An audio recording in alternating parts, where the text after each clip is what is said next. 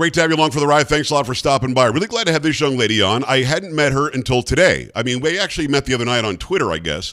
It's Martina Markota, and she is a former Daily Caller reporter, former Rebel News reporter, a burlesque dancer.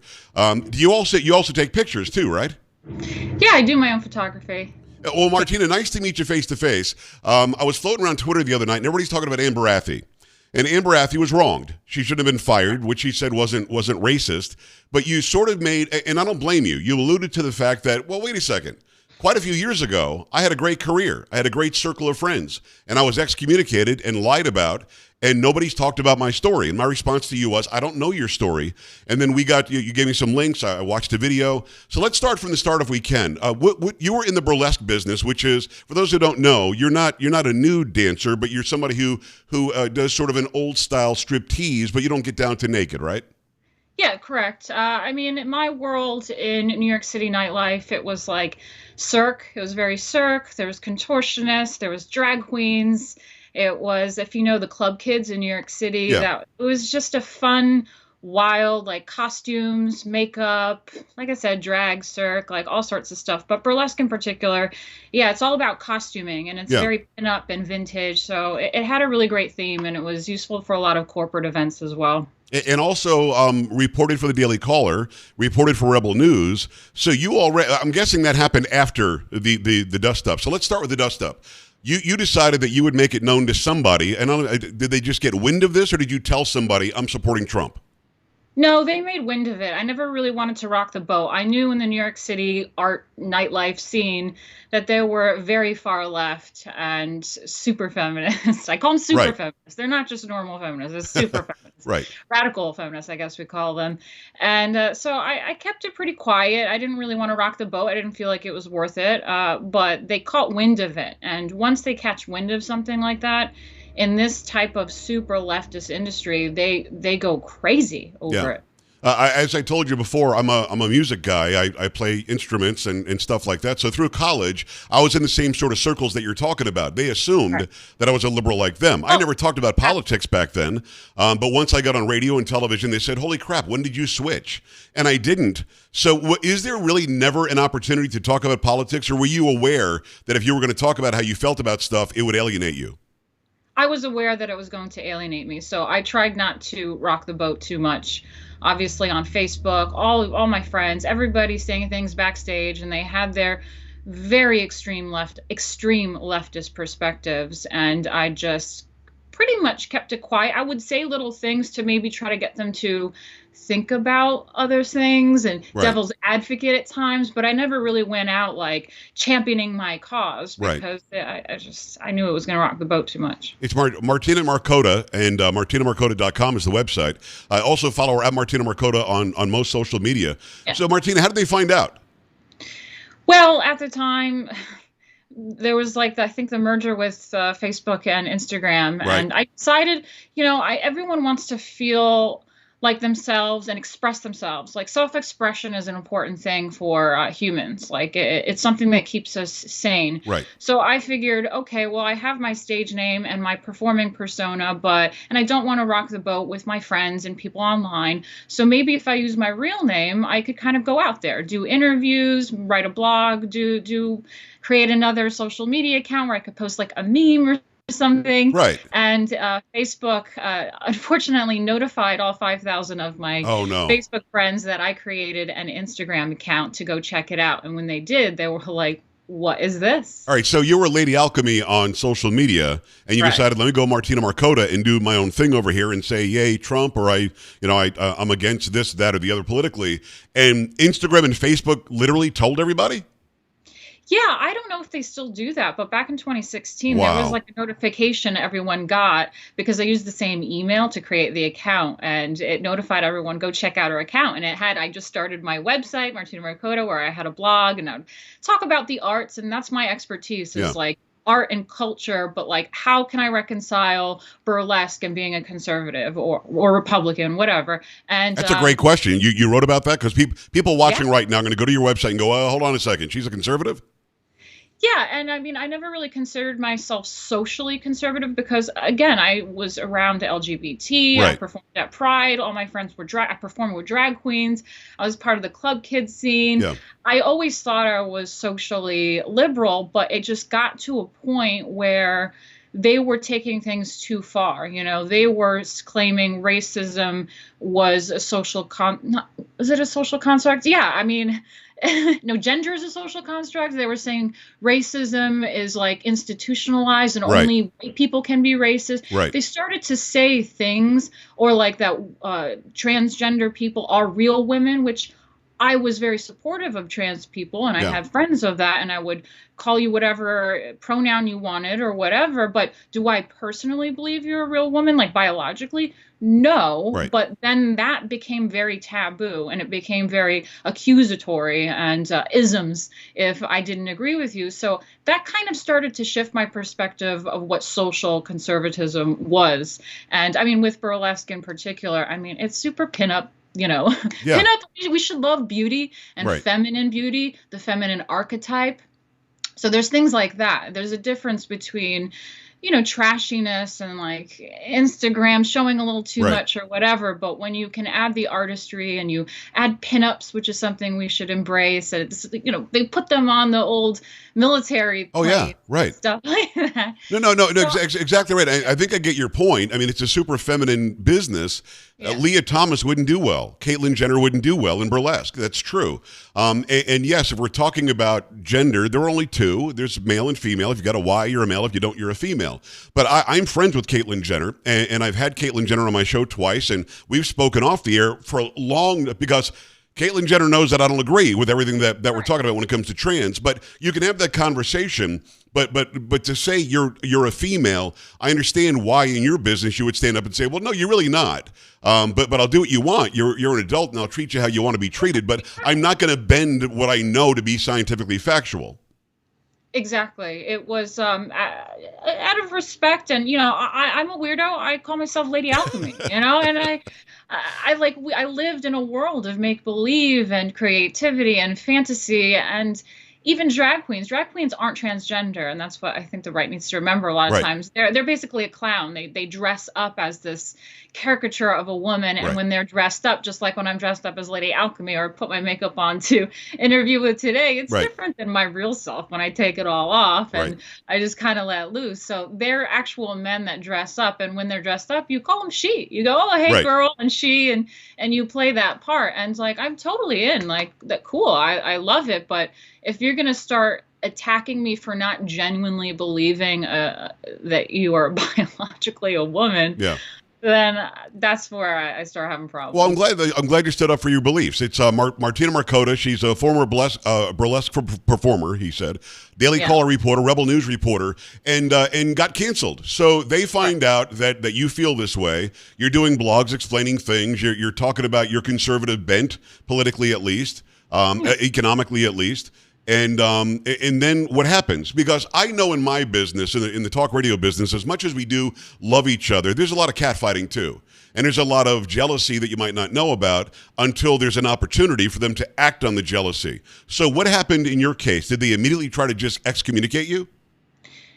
Yeah, and I agree with what you're saying. I hate to say jealousy or whatever, but there are times where, yes, it's correct, exactly. People take an opportunity to go, aha, we got something we can get her on. And Right. unfortunately, in today's world, and in 2016, politics, you bring up anyone being a Trump supporter or a Republican in general, that was a big aha. We can go get them without looking petty. So that was definitely taken advantage of.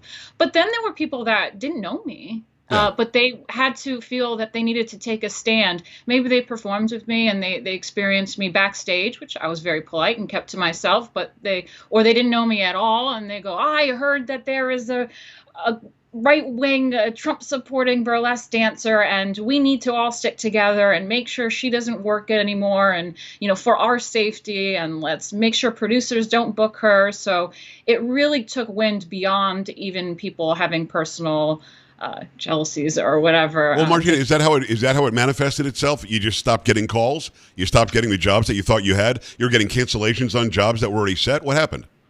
Yeah, the theater that I worked at 5 days a week decided it was not worth to have me there anymore because of all the personal dramas it was over politics. I mean, the producer had a meeting with me, called me in to the office and said, we need to talk because everybody's talking about this whole politics thing. And at first, the producer and the directors were like, and they were extremely gay. And they said, listen, I'm a Hillary supporter and we do a lot of strange things on stage. We have people urinating on American flags. We have people doing all sorts of political acts. So who are we to judge you on your politics? Just don't bring it into the theater. And I Sounds was like, good. sure, yeah, I don't really do political acts. I don't talk about politics backstage. So that's fine. And I really appreciated it. But all it took was enough people. And we all know this. This is the whole concept of cancel culture today. Right. Enough people making a stink about it. Then the producers, then directors go, we can't do, like, is this worth it anymore? Right. We can't deal with this anymore. And it was the same with my agent, who she came from, when this first started to happen, she's Chinese American, said, this is like the Reds in China. This is crazy. I Right. said, I know, but and so she didn't care personally about my politics. But then there came a point where she said, I can't book you because all of the girls are demanding that, like, if I don't stop hiring you, they're not going to work for me. So suddenly Wow. she doesn't have a roster of performers for her clients anymore because she's still booking me. So I'll say this, and I'm sorry to interrupt, but it's Martina Markota. Go to martinamarkota.com. Follow her at Martina Markota everywhere. You're great. You're not Trump. You're not Sean Hannity. You're somebody who's a smaller fish in the conservative pond. Why were they so dead set on getting rid of you? And let's take it to the next step. How did you get labeled alt-right? Because when people right now look you up, they're going to get a bunch of crap online that says you're an alt-right, white supremacist activist. Yeah. How does that happen? I mean, it happened. And why you? And I knew it was going to happen after Hillary did her alt-right speech. If you remember, I think it was like about October or something, 2016. Okay. She wanted, and this is what the left do, they paint a picture of something innocent on the right to be something nefarious, so that the average person runs around going alt-right, parroting like they're alt-right. Like that's not even Republican. That's worse than being a Trump supporter. They're alt-right. You know what that means? So, and they don't know what it means, to be honest, but go ahead. No, and they don't. But that's what the left media does. They go out and they do it to everyone. They'll do it to Tucker. They certainly do it to me. They call me a white supremacist all the time. It's just stupid. Right. I mean, they'll do it to even, no matter how stupid you think going out on January 6th or whatever. I mean, now they're insurrectionists when they were, riding all year. So Right. It's like they like to paint pictures of broad strokes and make things way more nefarious than it is. So that's what they did. That's where the alt-right things come in. So you, because they targeted you because you were the one available. They needed somebody to beat up and get rid of to feel better about Trump, to feel better about the conservative movement in the country. Is that what I'm hearing? Yeah, well, I mean, in this particular small niche of this industry, I think it was very shocking for them to have one of an evil person among them, floating around, working among them, secretly being there, and they wanted to expose that. Like, they found it completely outrageous, and you can see a lot of stuff that you've seen online where I show proof, I show screenshots of what they were doing and saying at the time in 2016. I love that you have that, yeah. I have like a mountain of evidence. Right. And so they can never deny what they did to me. But like you can see what they were doing is like there is someone among us that is evil. We must get it. And it was a shock to me because I thought, oh, maybe I could change people's idea of what a Republican is or what a Trump supporter is. Right. Because when they find out who I am, that I am that, and they know me, they'd go, huh, like, I thought that they were this way. Maybe I should reconsider what I think a Trump supporter is or what a Republican is. But instead, they did the opposite. What they did was go, oh, Lady Alchemy is a Trump supporter? Well, then she must be evil. and exactly right. It's Martina Markota. Go to martinamarkota.com. Go follow her at Martina Markota. It's Markota on all the social media. I only got about a minute or so left, but I want to ask you this. Were you surprised that the conservatives turned on you as well because they believed the far left alt-right crap that they were saying about you? I mean, literally, you're having a hard time even getting in with those who do agree with you.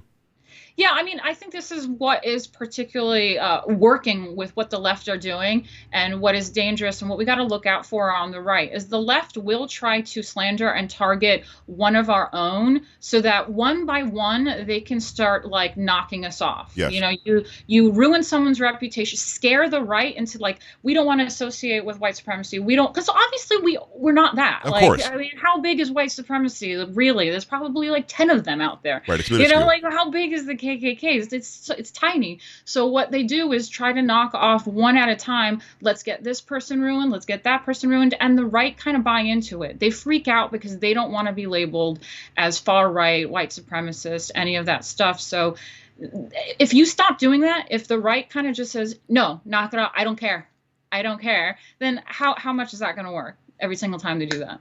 Well, if you say I don't, this is what I say. When somebody calls me a racist or a white supremacist, I just say one simple question. Can you show me one instance that I've ever been a white supremacist or a racist and go? And they can't. Right. But the thing is, most people say, I've got a black friend. You know, they're very stupid in how they react to it, and they shouldn't.